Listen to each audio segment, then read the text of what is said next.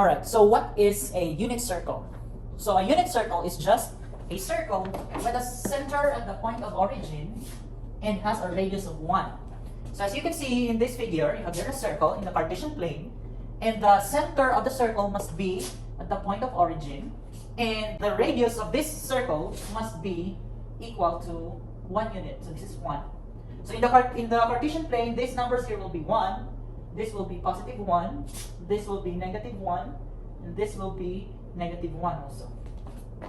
And if you're going to talk at its ordered pairs, so at this point that's 1, 0, and at this point it will be negative 0, 1, and here it will be 0, positive 1, and here will be 0, negative 1.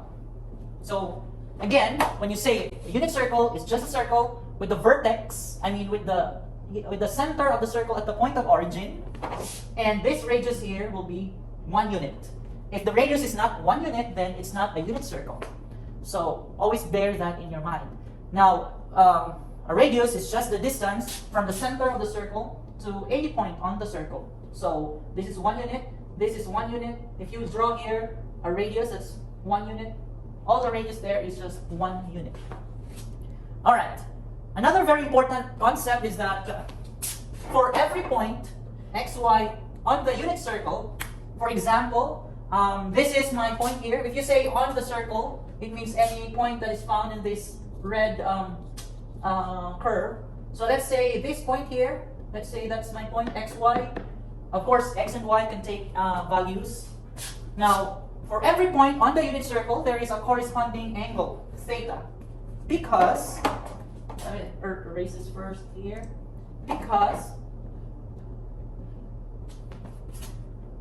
you can actually create a triangle. So I can create here a triangle. Here. Triangle. And at this part here, that's the angle. Theta.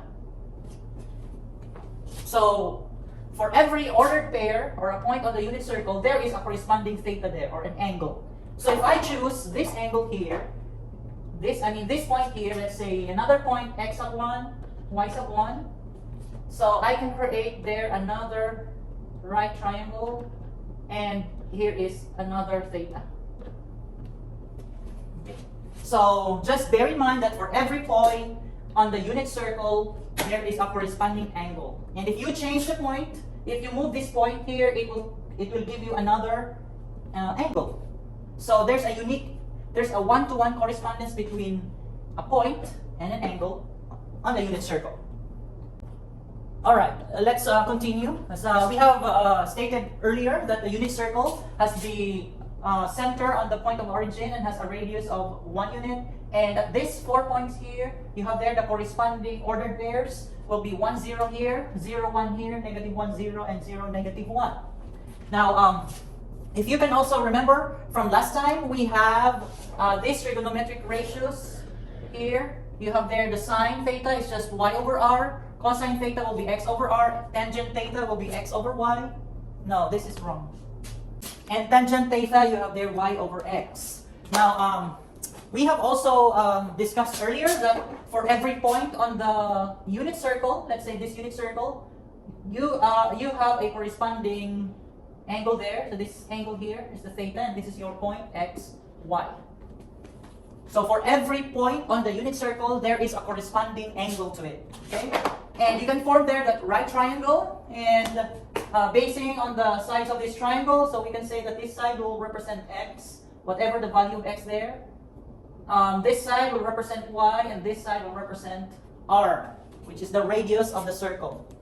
So as you can see, this is a unit circle, and we know that in a unit circle, the radius is just equal to 1 unit, right? So we can immediately say that this r is equal to 1. So if we go back to our trigonometric ratios, since r is equal to 1, then we can plug in the value of r here. So therefore, this becomes y over 1, or just simply y. Y over 1 is just y, and this is x over 1 equals x. So as you can see, that in a unit circle, the sine theta, which is originally y over r, becomes y only. Because this is a unit circle, and has a radius of 1. For cosine theta, originally it's x over r, and now it's only x this time. So we can formulate that concept that in a unit circle, again I'm emphasizing this, that you have to consider only unit circle. In a unit circle, the sine of the angle is just equal to the value of the y in that given point, and the cosine of the angle is just equal to the value of the x. So therefore, going back here, you'll have, we can replace x by, x is just the cosine, so this is cosine theta, and then y is just the sine of theta. So what does this tell us? This tells us that if you are given a unit circle, and you're going to look for cosine of the angle or sine of the angle, you can immediately give the values of this expression by just looking at the ordered pair x and y. So just remember that the x represents the cosine, the y represents the sine of theta. Again, only for unit circles. Okay? And of course, tangent, you know, you only use the y and the x value, and then the three reciprocals, cosecant, secant, and cotangent, will just get the reciprocals of these three basic trigonometric ratios. So basically, we just need to know the cosine and the sine. So therefore, let's say, let's apply the concept here. Let's say my angle is 180 degrees. Okay? And you know that 180 degrees is this angle from here to here. This is 180 degrees. So the terminal side is found at this part here, and it has this point 1, 0. Negative 1, 0, I mean. This is the value of x for negative 1, and y is 0. So that means, since that point corresponds to this angle, if I'm going to find my cosine, let's start with the cosine of 180 degrees, all you have to do is get the value of x, which is negative 1. So the cosine of negative 180 degrees is negative 1. Because we have found out here that cosine is just the value of x in a unit circle. And we'll find the sine of 180 degrees is just the value of y there is 0. So now, you are able to give the value of the sine and cosine of the angles by just knowing the ordered pairs that corresponds to it. And that's it. What if your angle is, let's say your angle this time is negative 90 degrees. And this is negative 90 degrees from here up to here. And that terminal side terminates at this part here of the y-axis, and this is the corresponding point, 0, negative 1. So that means if you get the cosine of negative 90 degrees, it's just the value of x here, which is 0. And then if you get the sine of negative 90 degrees, it's just equal to negative 1. What if your angle is 90 degrees, positive 90 degrees? So positive 90 degrees will be here at this point up to here. And this is the ordered pair. So that's the cosine of 90 degrees will be 0, and the sine of 90 degrees will be positive 1. So that's it. So again, never forget that in a unit circle, only for unit circle, the sine of the angle is just equal to the y value, and then the cosine of the angle is just the x value. Alright, from the previous slide, we have found out that in a unit circle, the sine of the angle is just equal to the y value, the cosine is just the x value, and your tangent will be just y divided by x. Okay? So let's have an example. It would be easy for us to give this sine and cosine and tangent if we have these angles here, the 0 degrees angle, the 90 degrees angle, and then the 180 degrees angle, and then the 270 degrees angle. Don't forget that these angles can also be written in radians. So 0 degrees is just equal to 0 degrees radians.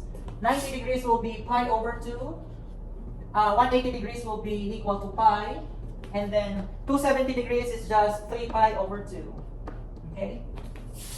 So let's have an example. Let's say we're going to find the cosine of, let's say, 270 degrees. Or you can also have this as cosine of 3 pi over 2. They're just the same. Both are the same. They're equivalent.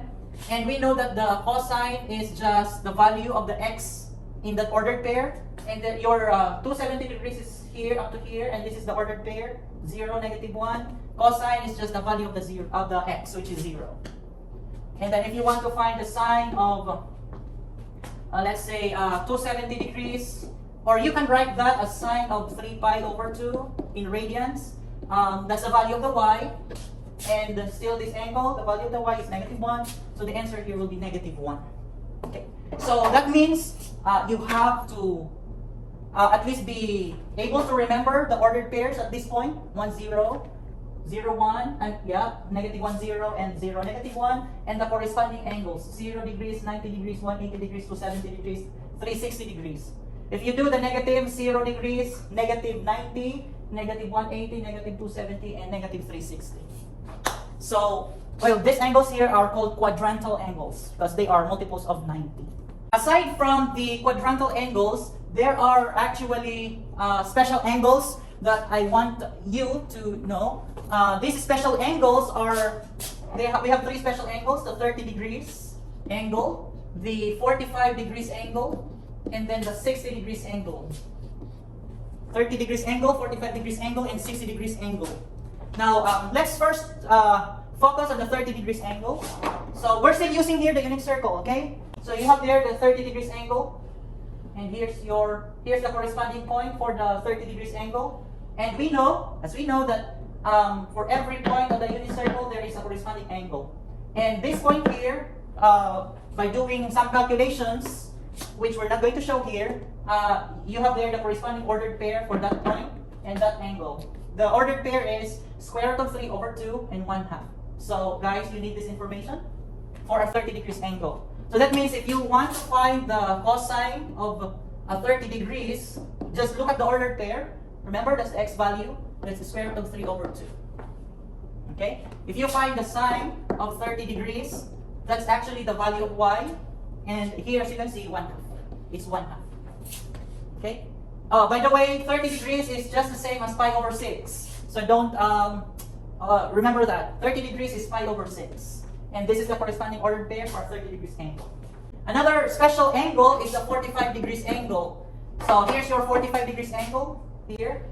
This is the 45 degrees angle. So this time, this is the corresponding points. And with the ordered pair, this. They're actually the same. The x and the y values are the same. It's square root of 2 over 2 and then square root of 2 over 2 for a 45 degrees angle. And it's equivalent to pi over 4 in radians. So now we know the angle and the ordered pair corresponding to that angle, so we can find the cosine. Let's use this time the radian measure. But we can also use a 45 degrees or cosine of pi over 4 or just 45 degrees. Just look at the value of the x, that's the square root of 2 over 2. Okay? And if you find the sine of pi over 4, that's the value of y, which is also square root of 2 over 2. So, take note, remember this ordered pair that corresponds to a 45 degrees angle. If you want to find the tangent of pi over 4, it's just actually y over x, right? Well, your y there is square root of 2 over 2. Your x there is square root of 2 over 2. Dividing same number will give you just 1. So the tangent is just 1. So again, that's for 45 degrees angle.